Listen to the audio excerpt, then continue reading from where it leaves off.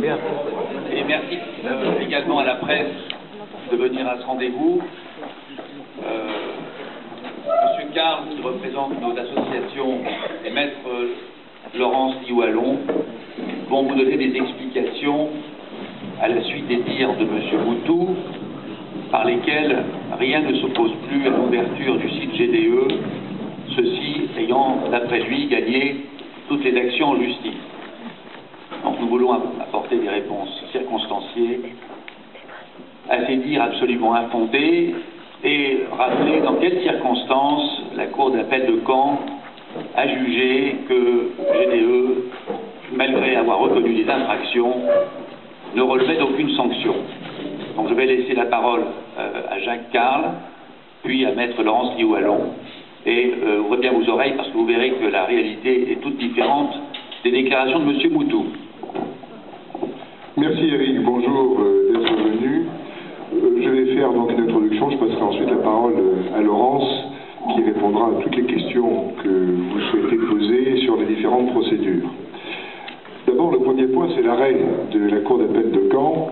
C'est un arrêt tout à fait original qui, je pense, fera date, parce que c'est un arrêt où le délit est reconnu, le délinquant a avoué et l'entreprise est relaxée, pour des raisons de forme qui sont tout à fait contestables.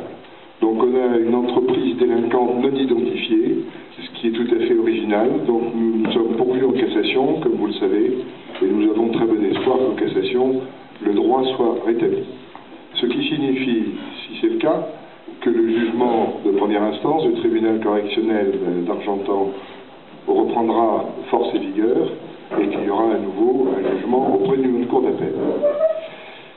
Sur les différentes procédures, M. Moutou a dit que c'était la fin des procédures, que la relaxe autorisait l'ouverture. La relaxe n'autorise rien du tout.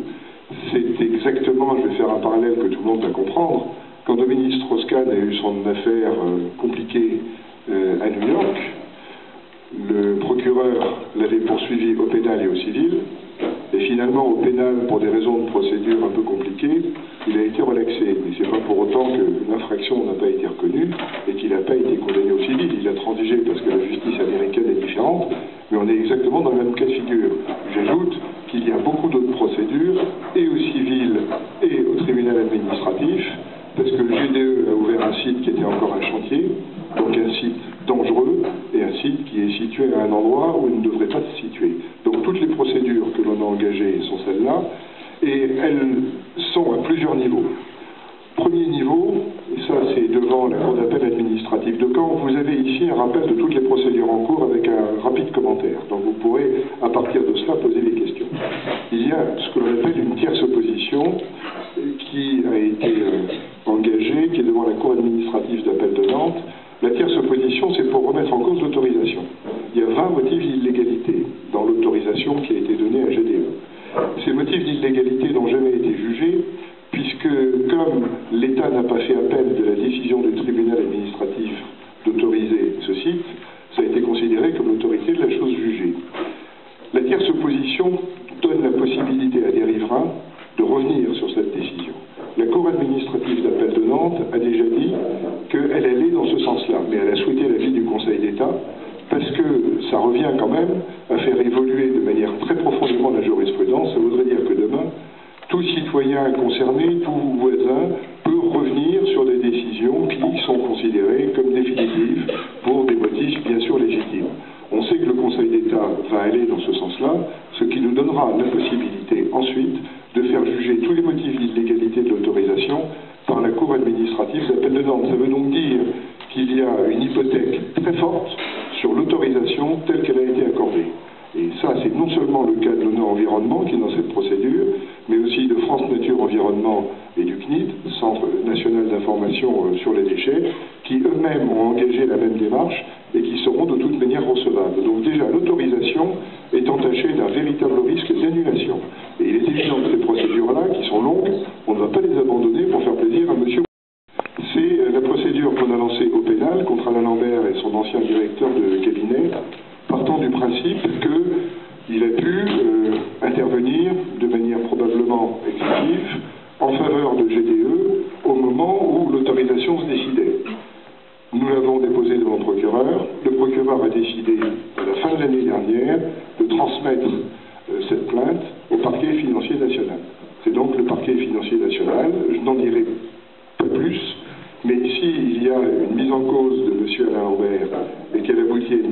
cassation, ça annulera de facto l'autorisation qui aurait donc été obtenue dans des conditions anormales. Voilà tout ce qui concerne l'autorisation. Là, c'est pas compliqué. GDE n'a quasiment rien respecté et on va vous apporter aujourd'hui la preuve, Laurence vous le commentera, que GDE a ouvert un chantier qui n'était pas terminé.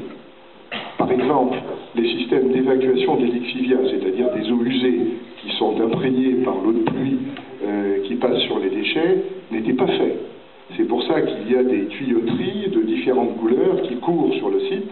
C'est en gros comme si on vous livrait un immeuble dont la plomberie ne serait pas faite. C'est à peu près ce qui s'est passé. Mais pire, les bassins qui doivent accueillir les lixivias sont des bassins qui ont été construits dans des conditions tout à fait déficientes. Et on en a aussi la preuve, puisqu'on a un constat d'huissier qui a d'ailleurs été fait par GDE, avant même qu'il ne tente d'ouvrir le 22 octobre. On sait que le site n'était pas opérationnel. Donc ils ont ouvert à toute force, pour une simple et bonne raison, c'est qu'ils étaient pratiquement au bout du délai de 3 ans, qui fait que si un site n'est pas ouvert au bout de 3 ans, l'autorisation est caduque. Donc ils l'ont uniquement ouvert dans des conditions qui n'étaient absolument pas acceptables, uniquement pour ça. Et j'ajoute que s'ils avaient ouvert, ils auraient eu tellement de problèmes, et il y aurait eu tellement de pollution de l'environnement, qu'ils n'auraient fait aucun bénéfice d'exploitation, et qu'ils auraient eu des coûts considérables, ne serait-ce que l'obligation d'enlever tous les déchets illicites qu'ils ont déposés entre le 22 et le 24 octobre. Imaginez qu'ils en aient déposé jusqu'au 13 février, date où le préfet de l'Orne leur a demandé d'enlever les déchets illicites, ils auraient déposé 60 000 tonnes. Il leur a fallu 10 jours pour enlever les 1856 tonnes qu'ils ont déposées. S'ils avaient déposé 60 000 tonnes, ça leur aurait pris 320 jours. Imaginez le coût que ça aurait représenté pour l'entreprise. Donc quand M. Moutou dit que GDE va demander 16 millions, c'est bien le cas, aux opposants, parce qu'à cause du blocage du site, ils ont perdu de l'argent, en réalité, il devrait remercier les opposants de ne pas avoir fait des pertes considérables, compte tenu du fait que les sites n'étaient pas en état de fonctionner et qu'ils ont déposé les déchets illicites. Donc tout ça va être développé, va être précisé, on répondra à vos questions, mais voilà la réalité. À cela s'ajoute qu'il y a des procédures liées aux expertises que l'on a demandées. Il y a 3 expertises principales. Première expertise, c'est une expertise préventive environnementale, c'est-à-dire qu'on a demandé au TGI, ça a été confirmé par la Cour d'appel, on leur a demandé de faire un point de mesure zéro de l'état de l'environnement avant ouverture du site. On sait donc exactement l'état de la pollution, des eaux, du sol et de l'environnement, de la nature, avant l'ouverture du site. Ce qui fait que s'ils ouvrent demain, on pourra mesurer très régulièrement la montée en puissance de la pollution. Donc on pourra les attaquer, et à travers l'entreprise, on pourra attaquer l'État qui a laissé faire. Parce que l'État sera forcément appelé en garantie. Donc GDE, bien évidemment, a rejeté. Le préfet, rappelez-vous de l'Orne, s'était mis en travers en disant qu'il y avait une confusion des genres entre la justice administrative et la justice civile. Le TGI d'Argentan a jugé en notre faveur, la Cour d'appel a jugé en notre faveur, GDE s'est pourvu en cassation, et nous savons, l'audience a lieu le 11 février, que par le rapport du rapporteur auprès de la Cour, que la Cour de cassation va nous donner raison. Donc ça, c'est un jugement définitif qui nous donne la possibilité de mesurer l'état exact de la pollution si le site ouvre pendant toute la vie du site, et donc d'attaquer GDE s'il y a pollution. Les 2 jours de dépôt de déchets ont entraîné une pollution des eaux. Ça a été mesuré. Contrairement à ce que dit GDE, cette pollution existe bien. Laurence vous lira d'ailleurs des éléments, des rapports des experts, l'expertise est en cours, qui démontrent bien qu'il y a une véritable suspicion de pollution en 2 jours de dépôt de déchets. Imaginez si demain, comme c'est prévu, vous avez une montagne de 1 km de long et 30 mètres de haut de déchets, c'est ce qui est prévu sur les 17 ans. Vous imaginez dans quel état sera la région, sera le système hydrogéologique de la région si on laisse faire ça. On sait déjà qu'en 2 jours, la pollution a été très forte. Cette expertise est en cours. GDE a tout fait pour éviter l'aboutissement de cette expertise. Dernière péripétie en date, au mois de novembre, ils ont demandé la récusation des experts. Cette récusation n'a pas été autorisée par le tribunal d'Argentan. Il n'y avait aucune raison que les experts soient récusés. Donc elle se poursuit. Les experts rendront leur rapport en mai ou juin. 3e expertise, c'est l'expertise hydrogéologique, autorisée par le TGI d'Argentan, validée par la Cour d'appel, probablement validée aussi par la Cour de cassation pour les mêmes raisons, c'est de revenir complètement sur les études préliminaires qui ont été menées par GDE pour démontrer que ce site était sur 100 mètres d'argile. On sait déjà, on a des éléments de preuve, il n'y a même pas 100 mètres d'argile, il y a peut-être que quelques mètres d'argile, et la nappe phréatique est affleurante. Alors bien sûr, il faut que les experts aboutissent. GDE, pendant 6 mois, a bloqué toute transmission de documents. On a même été obligé de demander une condamnation de GDE à des astreintes pour la fourniture des documents. GDE a fini par les remettre. Les 2 experts qui s'en occupent travaillent d'arrache-pied depuis des mois. Il y a une prochaine réunion le 11 février. C'est loin d'être terminé. Et ça, c'est fondamental. Parce que si on arrive à démontrer que ce site ne devrait pas se situer là à cause des caractéristiques du sol, des caractéristiques hydrogéologiques, ça veut donc dire que dans les études qui ont été remises par GDE et validées par l'administration, les choses ont été tronquées. Si elles ont été tronquées, c'est du pénal, là aussi. Et c'est la suppression de l'autorisation. Donc voilà la réalité aujourd'hui des différentes actions qui sont entreprises. Vous pensez bien qu'on ne va pas les abandonner, alors que la contrainte est de plus en plus forte sur GDE, et que la main tendue de M. Moutou est une main tendue d'une entreprise qui est en difficulté. Alors on ne va pas aider cette entreprise, qui au demeurant, je dis tout à l'heure, est une entreprise délinquante non identifiée, au moment où nous avançons suffisamment pour atteindre des résultats. Donc voilà ce que je voulais dire. Il y a bien sûr toute une mobilisation au plan national qui existe et qui va se renforcer dans les jours et les semaines qui viennent, mais j'ai peut-être trop parlé et je vais passer la parole à Laurent. Je crois que le résumé était parfaitement complet. Je vais simplement ajouter quelques touches sur la décision pénale qui a été prononcée ensuite de la citation directe qui avait été faite à l'encontre de GDE à la requête du CNID et du FNE. Nous avons obtenu ils ont obtenu un arrêt prononcé par la Cour d'appel ces jours derniers, qui est discutable sur le plan procédural, mais qui est très intéressant parce qu'il reconnaît en effet le caractère illégal des déchets qui ont été déversés, ce que contestait GDE devant le tribunal, et ce qui nous conduit à dire que dans la mesure où il le contestait toujours en mai devant le tribunal correctionnel, c'est bien la preuve qu'ils auraient poursuivi le dépôt de déchets illicites jusqu'en février, date de la mise en demeure. Donc ça ne me paraît pas très contestable. Alors après, un pourvoi est formé à l'encontre de l'arrêt. Encore une fois, l'arrêt prononce une relaxe pour des raisons purement procédurales qui nous paraissent discutables et qui seront discutées.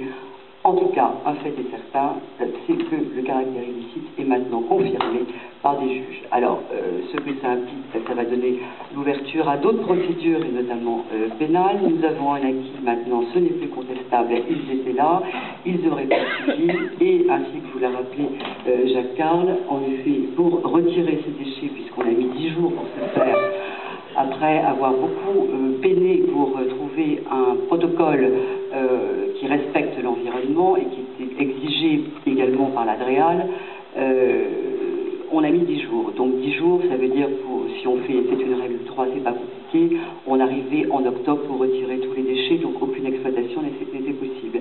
J'en viens donc à l'une des procédures civiles, parce que quand on vous dit tout ça est arrêté et il n'y a plus de procédure en cours, nous avons la bagatelle de 16 procédures en cours. Et ce n'est pas terminé, nous avons plein d'autres idées. Donc actuellement, 16 procédures en cours, dont 8 au civil, 3 au pénal, 5 à l'administratif. Dans ces 5, nous en avons 3 devant les juridictions administratives et 2 purement administratives, notamment auprès du préfet, sur lesquelles nous reviendrons. Parmi ces procédures purement civiles, nous avons une saisine du juge du fond, nous avons même 2 saisines du juge du fond, c'est-à-dire qu'on n'est plus en référé sur l'évidence, on saisit le juge du fond à la requête de GDE pour demander des sous à tout le monde, c'est bien la politique de la main tendue en effet. Donc GDE a saisi le tribunal d'Alençon à l'encontre de certaines personnes prises au hasard qui participaient au blocus et demande 16 millions. Il a également saisi, vous le savez, le tribunal administratif auquel il a reproché de ne pas être intervenu pour la levée du blocus. Ils ont obtenu 700 000 €. Appel a été interjeté par l'État, qui s'était peut-être pas suffisamment défendu en première instance, et nous essayons une tierce opposition, la procédure est pendante, pour intervenir et défendre l'État ou l'aider à se défendre. Et donc, parmi toutes ces réclamations financières, nous en avons une troisième qui est pendante devant le tribunal de grande instance de Versailles, parce que faut quand même varier les plaisirs, donc dès qu'on peut trouver notre adresse, c'est elle qui définit la compétence géographique. On va également essayer à Versailles, et donc GDE a saisi ce tribunal à l'encontre de certaines parties, dont ceux qui sont dans la procédure à Alençon, qui étaient dans le blocage, et pour d'autres, en raison de la mise sous scellé. Vous vous souvenez que nous avions obtenu une mise sous scellé par le tribunal, la Cour l'a réformée, les scellés ont été apposés immédiatement après la décision, ce durant 2 mois. Pendant ces 2 mois, il y avait blocus. Donc, quelle est l'incidence réelle de la saisie arrêt et d'un éventuel préjudice? Bien évidemment aucune, donc ça fait double emploi. Donc, on demande un peu partout, un peu ou beaucoup d'argent, une créance qui s'élève d'ailleurs, puisque nous étions, je crois de mémoire, à 8 millions d'euros devant le tribunal d'Alençon en octobre. Nous sommes brutalement passés à 16 en décembre. Donc tous les espoirs sont permis, ça peut monter. Et nous avons beaucoup d'arguments sur le principe même de cette demande, puisque préjudice d'exploitation, encore faut-il qu'il y ait exploitation. L'exploitation n'était pas possible, et ce n'est pas, contrairement à ce que prétend GDE, à cause du blocus, puisque nous étions sur un chantier. Alors ce qu'il faut savoir, c'est que l'expertise judiciaire que nous avons obtenue au mois de mai, et qui a pour objectif de rechercher les causes de la pollution qui a été constatée en mars, mais également de connaître l'état d'installation du site, nous a révélé, nous a donné beaucoup d'informations. Mais, contrairement à ce que dit GDE, le site ne s'est pas dégradé en raison du blocus, puisque ce site était déjà dégradé le 17 octobre 2013, c'est-à-dire 5 jours avant la pseudo-ouverture, ou le démarrage, je ne sais pas comment il faut l'appeler, en tout cas le déversement des déchets. Ce constat d'huissier a été dressé à la requête de GDE, qui nous a finalement avoué à l'audience que c'était dans la perspective d'une mise en cause de son maître d'œuvre. Donc il n'était pas très content de ses constructeurs, il était parfaitement conscient des désordres, et alors je vous cite, parce que je ne vais pas faire de la création, ce constat a été demandé par GDE en présence d'un tiers expert au contradictoire de ses constructeurs. Et ce tiers expert, qui s'appelle Monsieur Lamy, confirme intervenir en qualité de tiers expert au regard des impacts potentiels de l'environnement sur l'environnement que les désordres pourraient générer s'ils n'étaient pas traités rapidement. Ça, c'est le 17 octobre 2013. Il est rappelé aux parties, je cite toujours, que le constat ainsi dressé de manière contradictoire a été rédigé à la requête de GDE qui décidera seule des conditions de communication du dit constat. En effet, je pense que c'est par inadvertance que cette communication a été faite devant le tribunal. En revanche, elle aurait dû être dénoncée à l'ADREAL dans les 15 jours. Elle l'a été en février, c'est-à-dire lorsque nous avons fait constater par huissier la présence des pneus en grand nombre, et ce n'est pas à concurrence de 3%, puisque l'huissier comme l'expert dit au fil des pas, donc il y avait un grand nombre de déchets illicites, à la suite de quoi, ayant été sur le site en présence de l'expert judiciaire et en présence du président du tribunal de grande instance, évidemment, on a pu constater l'état des bassins, qui encore une fois ne s'était pas dégradé au fil du temps, mais il était avant, et on a dénoncé à ce moment-là, GDE a dénoncé à ce moment-là l'ADREAL. Donc, il y a encore une autre infraction, puisqu'ils auraient dû le faire plus tôt. C'est ensuite de cette dénonciation que l'arrêté de mise en demeure que vous connaissez d'avoir à retirer les déchets a été pris par l'ADREAL. Le constat d'huissier, toujours lui, parce que c'est une pièce extrêmement importante dont vous aurez une copie intégrale avec des photographies qui sont très parlantes, nous précise que ce descriptif est fait dans l'intérêt de figer une situation au 17 octobre 2013 en présence de tout intéressé, mais ne pourra remplacer toute expertise utile. C'est M. Lamy, tiers expert, qui le dit. Alors sans doute n'était-il pas plus objectif que notre expert judiciaire actuellement, dont on a demandé la récusation, et évidemment dont le tribunal a dit il n'y a absolument pas matière, ce n'est pas parce qu'un expert n'est pas d'accord avec une partie qu'on va le récuser, sinon il n'y aurait plus d'expertise possible. Cette situation, elle est parfaitement objective, elle est occultée par GDE, c'est une réalité. Nous savons que, à la date du 17 octobre, rien n'était envisagé, évidemment, non seulement pour réparer, mais ne serait-ce que pour connaître l'origine des désordres. On en est encore à la recherche de l'origine des désordres, et c'est l'objet de l'expertise en cours, puisqu'elle se poursuit avec ce collège expertal, qui demande des documents complémentaires que nous avons beaucoup de difficultés à obtenir, mais petit à petit ça vient. Cette expertise va pouvoir, c'est sa mission, nous expliquer la cause des désordres qu'ils ont constatés aujourd'hui, la cause des désordres qui étaient apparus avant l'ouverture, et peut-être que ces causes sont liées au retard de chantier, puisque ce chantier devait être réceptionné en janvier 2013. Le 22 octobre, il ne l'était toujours pas, et bien entendu, il ne l'est pas aujourd'hui. Où cette exploitation démarre par un déversement de déchets que l'on ne peut pas traiter parce que l'installation de traitement n'est pas fonctionnelle. Nous avons à ce moment-là 2 bassins effondrés sur 6. Et ce ne sont pas... chacun de ces bassins a une fonction spécifique. Donc on a nécessairement besoin de chacun d'eux. 2 sont déjà effondrés avant l'ouverture, ce qui veut dire que l'on va déverser des déchets et que l'on ne pourra pas les traiter. Donc on prend un risque majeur pour l'environnement. Je vais dire en toute impunité, en tout cas on pensait que ça resterait très discret. Finalement, qu'est-ce qu'on peut dire? C'est que le blocus a été bénéfique puisqu'il a empêché une pollution beaucoup plus grave que celle que l'on peut connaître au bout de 48 heures d'exploitation et il a évité une perte d'exploitation en effet à GDE qui de toute façon n'aurait pas pu exploiter avant au bas mot 1 an, ainsi qu'on vous l'a rappelé tout à l'heure. Ça c'est sur l'expertise. Sur le pénal, nous avons, on vous l'a rappelé tout à l'heure, 3 procédures. Le pourvoi sur cet arrêt pour FNE-EGNID. Pour les associations, nous avons déposé plainte à l'encontre de M. Lambert à la suite de l'émission que vous connaissez tous. Transmission au parquet national financier, ce qui signifie que manifestement les infractions que nous évoquions, qui étaient évoquées dans l'émission, dépassent très largement le cadre du territoire nonantais, voire d'Alençon. Donc cette procédure est évidemment pendante. Nous avons déposé, vous le savez aussi depuis mars, une plainte contre GDE, contre le préfet pour corruption passive et prise illégale d'intérêt notamment. Enfin, il y a beaucoup de chefs qui ont été réunis. Le parquet d'Argentan a procédé à diverses auditions. Nous ne savons pas très bien où il en est. En attendant, il n'a pas pris de décision ni au bout de 3 mois ni après 6 mois. Donc nous saisissons le juge d'instruction afin qu'une instruction soit menée et que l'on puisse non seulement enquêter sur les infractions et puis aussi sur l'auteur de ces infractions, puisque GDE n'existe pas, donc il va bien falloir les définir. Encore que, sachez tout de même que dans le PV du CIE, dans les constats qui ont été faits par nous, par notre huissier, dans les questionnements qui ont été faits par la DREAL, nous avons des noms dans tous ces documents, il suffisait simplement de les lire et on aurait pu retrouver les auteurs.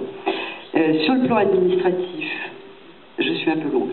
Sur le plan administratif, très rapidement, nous avons notamment saisi Madame le Préfet pour qu'elle puisse ordonner une fermeture, voire une suppression de l'installation, ce qui ne devrait pas lui poser de difficultés aux états d'âme, en tout cas sur le plan purement légal, puisque la suppression et en tout cas la fermeture peuvent être ordonnées par ses soins. Il suffit d'appliquer la jurisprudence de la Cour de cassation, ce n'est quand même pas n'importe quelle jurisprudence, absence d'utilisation du site conforme à sa destination telle qu'autorisée par l'arrêté préfectoral. Nous savons qu'il n'y a pas eu d'autorisation conforme à l'arrêté puisqu'il y a des déchets illicites qui ont été jugés, y compris par la Cour d'appel de Caen. Donc nous en sommes là. Nous lui demandons également de prendre des sanctions puisqu'il y a moult non-conformités qui ont été constatées dans l'expertise à laquelle le préfet est parti, puisque nous l'avons attrait également. Donc, outre l'affaissement des bassins qu'on a évoqué, nous savons qu'il y a eu une création d'une tranchée dès avant l'ouverture entre l'un des bassins et le rue, ce qui permet un échange beaucoup plus facile des lixiviades dans le milieu naturel. Nous avons énormément de non-conformités qui vous ont été rappelées, à commencer par les canalisations aériennes souples, donc extrêmement dangereuses s'il y a des fuites. Problème avec le fioul que l'on ne pouvait pas livrer, mais on nous présente aussi des factures dans le préjudice pour livraison de fioul, c'est assez étonnant, etc., etc. Donc elle a toute raison de sanctionner l'ensemble de ces manquements et en tout état de cause de suspendre l'exploitation jusqu'à ce qu'elle ait bien voulu prendre, qu'elle ait bien pu prendre une décision, mais elle a tous les éléments au travers des expertises, tous les éléments nécessaires à prendre une décision et nous ne doutons pas que ce changement bénéfique de représentants de l'État devrait être satisfaisant et dans l'intérêt de ses administrés. Nous sommes prêts à vous répondre. lettre qui vient d'être adressée à Madame le Préfet, demandant la fermeture du site, et que dès lundi, la juge d'instruction recevra le dossier qui transmet la plainte déposée.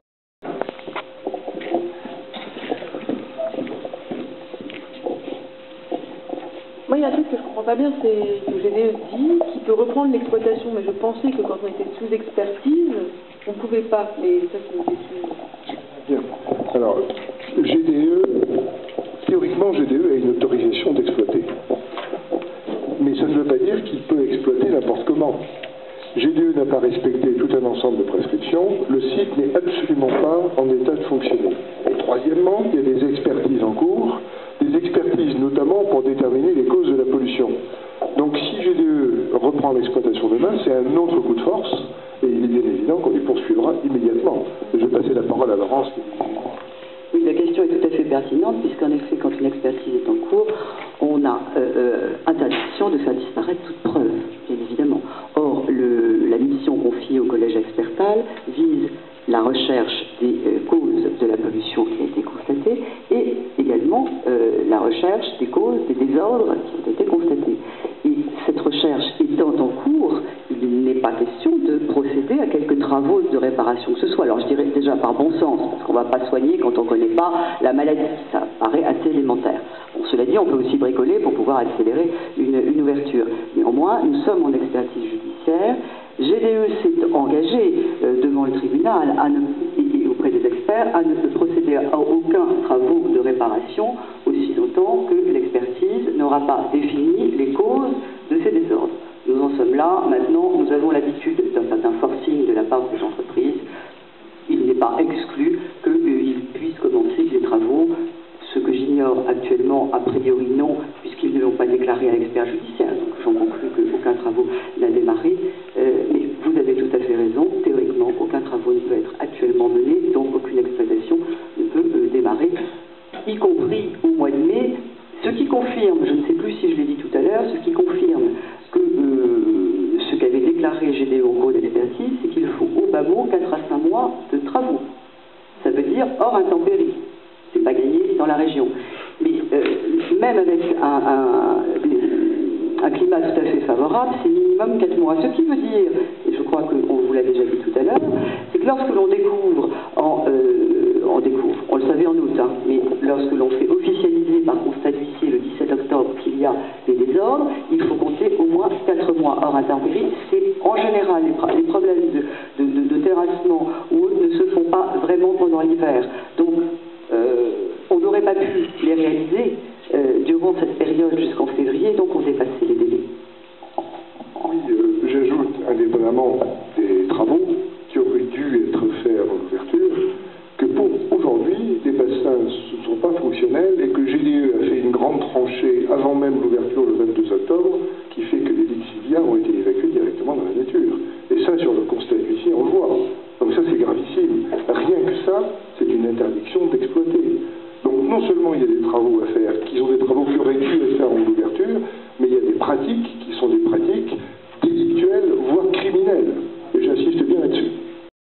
Sous silence, le manquement grave de point de vue sécurité, parce qu'il y a quand même eu un mort sur ce site. Alors on a été discret, on n'a pas voulu en faire de la publicité et s'en servir, mais je pense qu'il faut quand même, c'est quand même quelque chose de très grave. Il y a eu un mort à Sirvin, donc ça les a fait réfléchir. Nous, ce pauvre le gars qui est mort parce qu'il n'y avait pas de sécurité, je pense que sa famille n'avait pas les moyens de porter plainte ou d'aller plus loin, donc on l'oublie. Et je pense que c'est quand même très grave. On ne l'oublie pas, parce que dans la plainte qui a été déposée en mars devant le procureur contre GDE, contre le préfet et contre une personne de la Dréal, un des motifs, c'était la mise en danger de la vie d'autrui. Parce que dans l'autorisation donnée à GDE, il y avait des prescriptions extrêmement précises en termes de sécurité. Des barrières autour des bassins, des échelles, des bouées. Or, on sait très bien qu'il n'y avait strictement rien. Donc ça fait partie de la plainte qui va chez le juge d'instruction maintenant. Attends. Écoutez, tout ça, c'est dans les documents qui sont fournis dans le cadre de la plainte. Là, c'est à la justice de faire son travail et à la juge d'instruction de faire ses investigations. Mais on a des témoignages très précis qui ont été déposés chez l'huissier. Est-ce qu'elle va le faire, son travail? écoutez, un juge d'instruction, vous voyez, malgré certaines décisions de justice qui sont parfois originales, comme je l'ai dit au début, nous avons globalement tout à fait confiance en notre justice. Et je pense que la juge d'instruction qui va être saisie dès la mise du dossier aura à cœur de faire émerger une vérité qui affleure, une vérité que beaucoup connaissent, mais il faut maintenant que cette vérité soit validée par un juge d'instruction. Ce sera son travail. Quelle est la place de votre avis, comment dire, quelle a été l'influence du GDE-FRO dans le changement de préfet? Vous pensez que ça a provoqué vraiment un changement de préfet ou quoi? Écoutez, le changement de préfet, monsieur quelle est son Moreau, attitude vis-à-vis de nous aussi? Monsieur Moreau est resté un peu plus de 2 ans en poste. Il a fait, je dirais, il a changé de fonction. C'est une décision administrative que je ne commenterai pas. Nous savons, lui, que dans le dossier GDE, il a eu des comportements que nous critiquons et nous l'attaquons au pénal, ce qui est quand même pas courant, pour des motifs extrêmement précis. Un des motifs, d'ailleurs, est qu'il a validé une somme d'investissement de 30 millions de la part de GDE, alors qu'en réalité, on sait très bien que l'investissement est inférieur à 6,5 millions. D'ailleurs, en même temps qu'il validait l'investissement de 30 millions, sur le site de la préfecture, il y avait le montant de 6,5 millions qui correspondait à l'autorisation. Donc, si vous voulez, il a montré une proximité vis-à-vis de GDE qui est au minimum coupable et qui mérite donc une sanction, mais là, encore une fois, c'est au juge d'en décider. Et qu'est-ce qu'il fait maintenant? Il est préfet de Lyon. Et par ailleurs, il sévit aussi dans Lyon sur d'autres dossiers, mais je ne m'étendrai pas là-dessus. Le rôle de l'un et de l'autre dans le d'accord. Voilà, monsieur. Un petit documentaire. C'est pour les réseaux sociaux, ils ont besoin de savoir aussi. La lumière est bien. Ah. Voilà.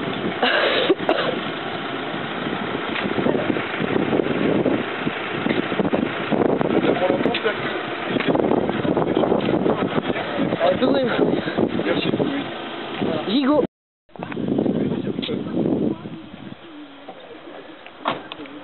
Je suis un peu gelé, mais enfin c'est bon.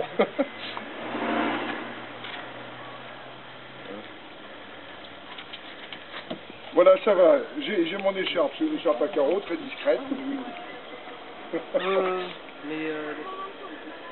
Non, mais ça, on tient le coup. Je suis tombé malade entre Noël et Nouvel An, donc ça va. Comme tout le monde, si vous voulez. Quand on s'arrête, on tombe malade. Oui. D'accord. Au bord, moi j'ai une apostille. D'accord. Ouais. Ah ouais, je veux bien. T'as pas de truc pour raccrocher? Non, mais Si, là.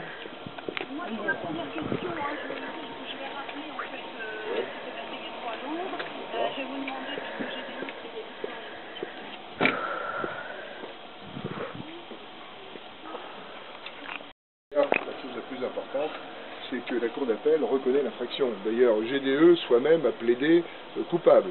La seule chose, c'est que pour une raison de procédure, une raison formelle qui est très contestable d'ailleurs, et c'est pour ça que nous allons en cour de cassation, le président a relaxé, mais ça n'éteint pas du tout l'infraction.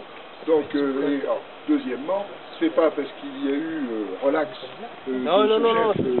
d'inculpation qu'il n'y a pas d'autres procédures en cours. Et la principale des procédures, c'est celle que nous venons d'engager hier auprès de la préfète, c'est la demande de fermeture de GDE pour différents motifs, c'est-à-dire la non-conformité du site, les risques qui pèsent sur l'environnement du fait de toutes les erreurs qu'ils ont commises, et puis surtout, ils ont ouvert le 22 octobre un chantier, le chantier n'était même pas réceptionné, les bassins de Lixivia étaient déjà en très mauvais état, il y avait une tranchée pour évacuer les Lixivia directement dans la nature, ce sont des éléments qui cumulés font qu'il doit y avoir une fermeture administrative extrêmement rapidement, en tout cas c'est le sens de ce que nous avons déposé auprès de la préfète. Il y a aussi des...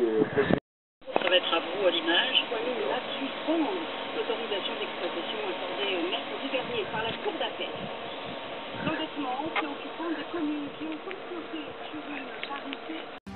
Mesdames, Messieurs, bonjour et bienvenue dans ce journal de la mi-journée en Basse-Normandie. Dans l'actualité, la réunion des opposants à la décharge GDE de Nonant-le-Pin. Réunis autour de leurs avocats ce matin, ils interpellent la préfète de l'Orne. Les associations Sauvegarde des terres d'élevage et Nonant Environnement lui demandent de fermer ou à minima suspendre l'autorisation d'exploitation accordée mercredi dernier par la Cour d'appel. Je vous le disais donc dans les titres, on revient ce midi sur l'affaire GDE avec les opposants qui sont réunis ce matin dans l'Orne autour de leurs avocats pour déterminer la stratégie à adopter dans les semaines qui viennent. Il y a 3 jours, la Cour d'appel de Caen rendait un arrêt levant la fermeture définitive du site, prononcé en première instance par le tribunal d'Argentan. Jacques Carle, l'un des avocats parisiens appliqués auprès des opposants depuis le début, est avec nous en duplex ce midi. Bonjour, on l'a souvent dit, mais Bonjour. Il y a de quoi perdre son latin dans cette affaire. GDE, il y a 3 jours, criait victoire et annonçait pouvoir reprendre bientôt son exploitation. C'était même entendu et ça pouvait être très rapide, mais selon vous, c'est faux, c'est même du bluff, c'est ça ? Oui, c'est du bluff. GDE a été condamné au pénal à la fermeture définitive. C'est une sanction qui condamne un délit. Le délit a été reconnu par la Cour d'appel, mais pour des raisons de forme et de procédure, la Cour d'appel a relaxé. Nous nous sommes pourvus en cassation, mais ça n'apporte rien de plus à la situation du site qui ne fonctionne absolument pas, puisque GDE a ouvert à forcement à la fin du mois d'octobre 2013 un chantier qui n'était pas fini, qui n'était pas terminé. GDE a pollué l'environnement en 2 jours de dépôt de déchets. Donc bien évidemment, toutes les autres procédures qui sont des procédures administratives, des procédures civiles et d'autres procédures pénales font en sorte que le site ne peut pas ouvrir. Il y a des expertises judiciaires en cours sur le site. GDE ne peut faire aucun travaux et ne peut pas ouvrir. Ce serait un désastre écologique, non seulement parce que le site est situé à un endroit où il ne doit pas se situer, mais parce qu'encore une fois, il ne peut pas fonctionner. Mais vous interpellez la préfète de l'Orne, donc l'État ce matin, les mêmes qui vous ont chassé il y a quelques mois de votre campement avec les opposants. Vous pensez pouvoir toujours obtenir quelque chose de ce côté-là ? Ben, vous savez, l'État, pour l'instant, n'a pas vraiment répondu. Nous avons adressé plusieurs lettres à la DREAL qui n'ont eu aucune réponse.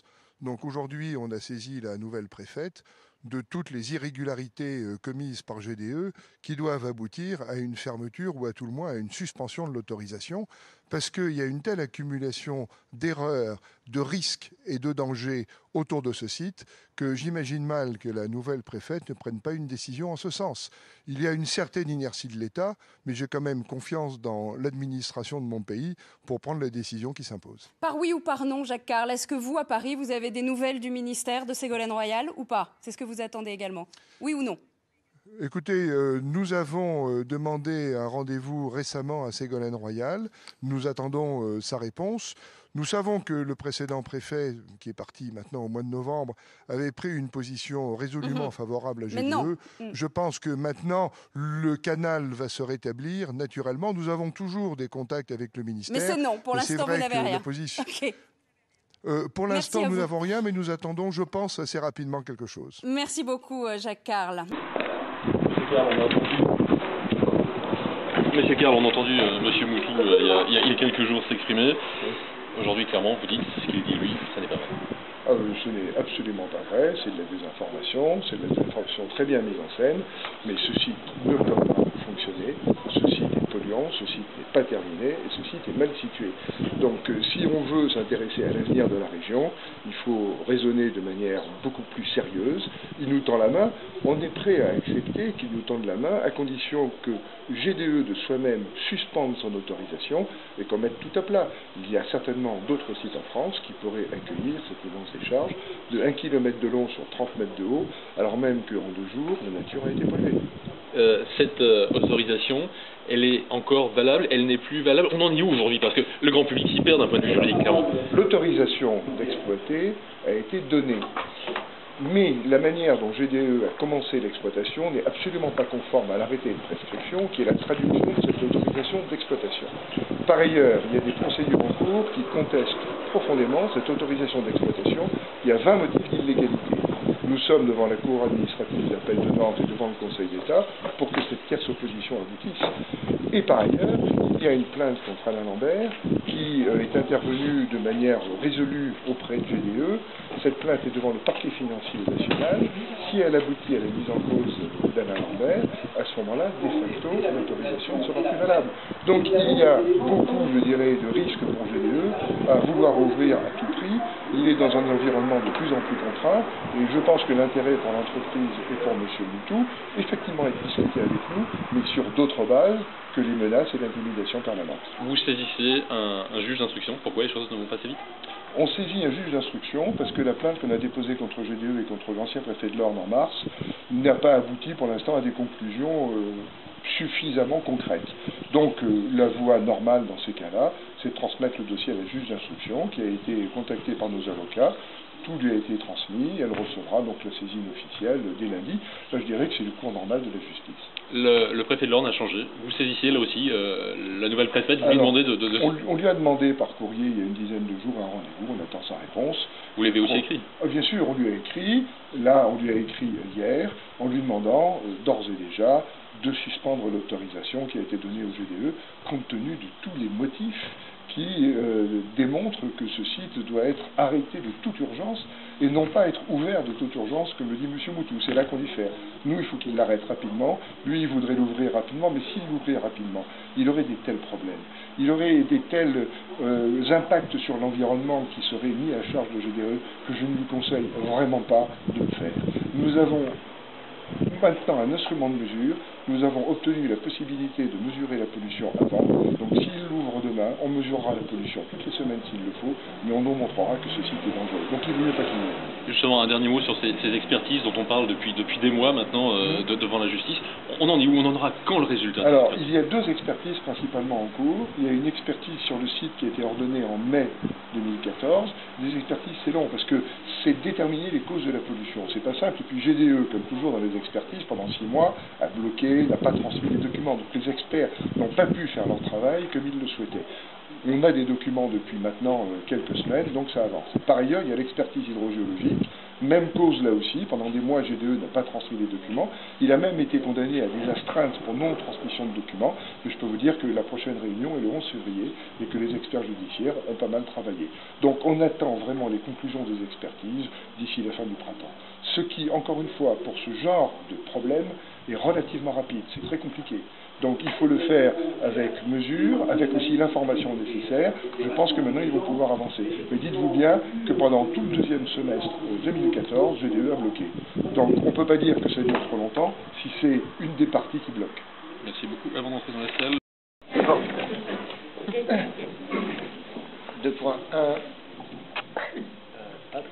2.1. Donc, voilà.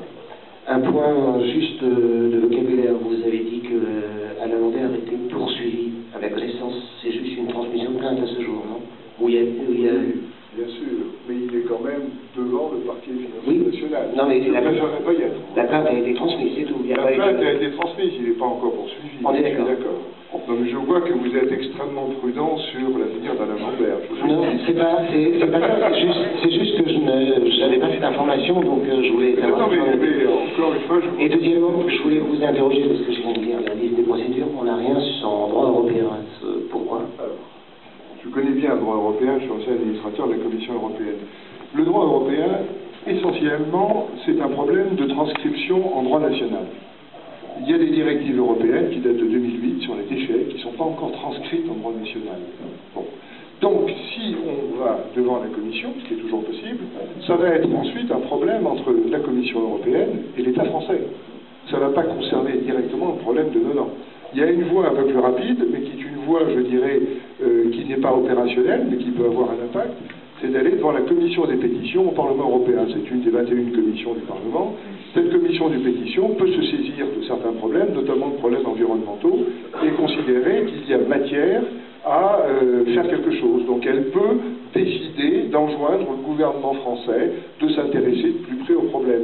Mais elle n'a pas de pouvoir de coercition. Donc nous allons aller devant la commission des pétitions. Au demeurant, je rappelle que dans cette commission, il y a un seul Français, il y a 7 Italiens, enfin bref, ce sont quand même des éléments importants. On est moins bien relayé qu'auparavant. Voilà les deux choses que l'on peut faire. On peut aussi poser des questions préjudicielles. On peut, dans certaines procédures nationales, faire en sorte que, avant que le jugement intervienne, il y ait une question préjudicielle qui soit posée à la Cour de justice. C'est des procédures extrêmement longues. Là, on est dans l'urgence. Donc, on essaie de privilégier les procédures qui aboutissent à des résultats rapides. Parce que sinon, comme vous le dites, en face, on a une machine à désinformer. Le temps que les procédures européennes se mettent en route, la désinformation se sera amplifiée si nous, on n'a pas lancé des procédures nationales suffisamment percutantes.